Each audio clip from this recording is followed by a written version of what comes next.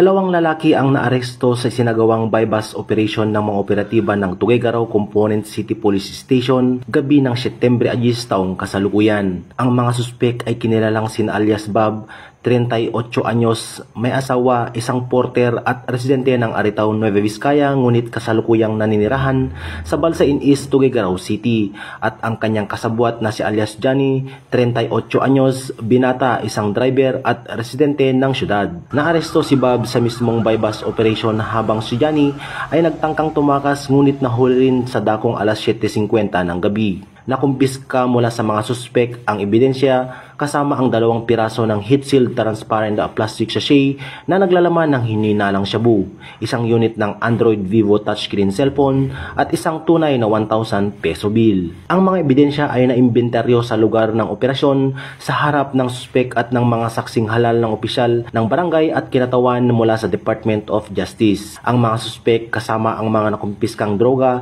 at gamit ay dadalhin sa PIDEA para sa sagawang drug test at laboratory examination. Pagkatapos nito, sila ay isasailalim sa medical physical examination sa People's General Hospital bago pansamantalang ikulong sa custodial facility ng Tuguegarao Component City Police Station sa Carig Sur. Kasalukuyang inihahanda ng himpilan ng Tuguegarao City Component Police Station ang mga kaukulang dokumento para sa pagsasampa ng kasong may paglabag sa Republic Act 9165 o ang Comprehensive Dangerous Drug Act of 2002 laban sa mga naturang suspek. Patunay lamang na ang ating kapulisan ay hindi titigil upang mapuksa o matigil na ang karahasan upang tuluyan ng tuldukan ang paglaganap ng ilegal na droga sa ating bayan para sa kapakanan ng bawat mamamayan. Mula dito sa Lambak ng Cagayan, ako ang inyong Police News Network Correspondent, Patrolman Balawag, alagad ng batas, tagataguyod ng Balitang Pulis.